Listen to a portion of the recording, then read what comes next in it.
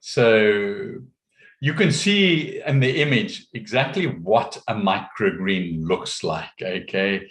Good microgreens, a whole selection of them. And they're ready to harvest, some of them anyway. And you're going to get amazing fragrances and feels and tastes. And but anyway, let's get there first. What are microgreens? Because Perlin had never heard of microgreens. So let me explain that they are vegetables in a certain stage of growing, the early stages of growing, okay? And you harvest them when they're about as tall as what you see in the image. They're about anything from 1 to 3 inches tall. You would then harvest them, and they're considered baby plants, okay? But don't get them mixed up with baby vegetables, which are much older than these. So this is before you get to baby, what the supermarkets are now calling baby greens, which are just smaller leaves of the actual full-grown plant. And but the big things with microgreens is their nutrient content. You just can't find anything as nutritious as a microgreen. And I'm going to talk about that during the class. I do mention here, there's the radishes. What color radishes did you have, Pamela? Same? Yeah, okay. Very easy to grow and incredibly nutritious, as I keep on saying. Anyway, the type of microgreens, because they are just a subset of vegetables, they fall into the same categories as vegetables. So what you can see there, the 6 groups on the screen, that's broadly how they fall into various categories. And you eat them at this level before they start growing.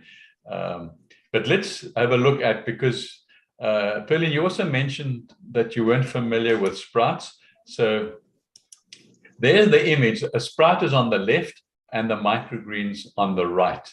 And so the fundamental difference in looking at it is that a sprout just grows a root, and then you eat the seed and the root, and it's delicious. But the microgreen then grows in soil or whatever medium you prefer. Then there are a lot of different mediums. We will be talking about them. But they then grow their first leaves, and then they now start growing a stem and more leaves. And so microgreens need some sort of medium in which to grow. I prefer soil, as everybody in the class knows. And so sprouts are grown in air. They don't need anything. You wet them, put them in a bottle, drain them completely, and then wet them again over a few days, and you get your sprouts, and you eat them. And they in themselves are nutritious. Sprouts are nutritious. The seed is nutritious, and so by allowing it to sprout, makes it just that much more digestible for the human than just eating the seed by itself. Often seeds are protected and with some sort of coating around the outside naturally, and so you think sometimes you're eating seeds and getting the benefits, but often they don't digest. So anyway, light, as Pamela was talking about earlier, is needed more for microgreens than for sprouts. And if your light is dull, you then substitute with what Pamela has done there, grow light. And yeah, I've just been given some grow lights for my birthday as well. So I'm getting also all clued up with them. So it's interesting to note that you tend to get you get many seeds. You can sprout all seeds, okay? But you tend to get more microgreens because certain seeds, you shouldn't eat the seed. You should only eat the microgreen when it comes to sprouting. So, but that's getting really technical, which I don't want to do right now. But light is an issue, and microgreens do need either good in the northern hemisphere, maybe a south-facing windowsill, and in the southern hemisphere, a north-facing windowsill. And so let's just sort of get some more background with regards to microgreens. So you wouldn't grow your microgreens in a garden, okay? You don't need a garden. You can grow them even if you even if you don't have a balcony, in fact, and no garden, because as long as you've got a window that brings in enough light, that's basically what you need.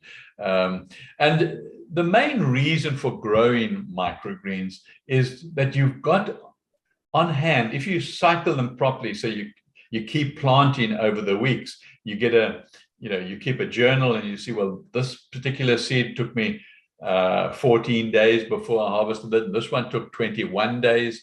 And so you get familiar with how the microgreens in your mini climate then grow. And then you can start planting so that when that one finishes, maybe in 3 or 4 weeks' time, you've got another one, just another week to go, and it's ready.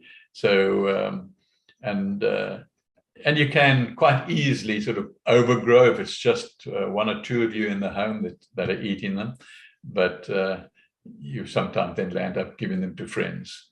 And so where do you get seeds from? Online. Pamela, where did you get your seeds from?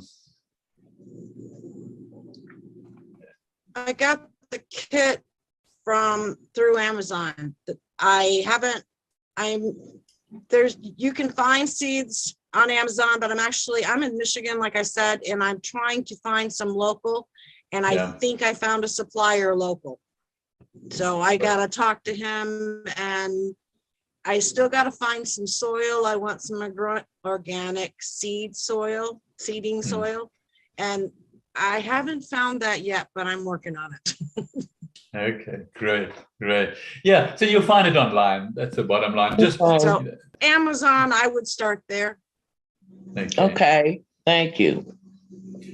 And then like Pamela has done, you'll get a kit, okay? And that's a good place to start. So you'll get some seeds, you'll get a tray, and you'll get a medium that you can grow in or on the seeds. So, Pamela's done that, and she's now going to try soil. That's why she's looking for soil, because she's got I would imagine, what a perlite or a micro type platform or mat that often come with the seeds, with the kit.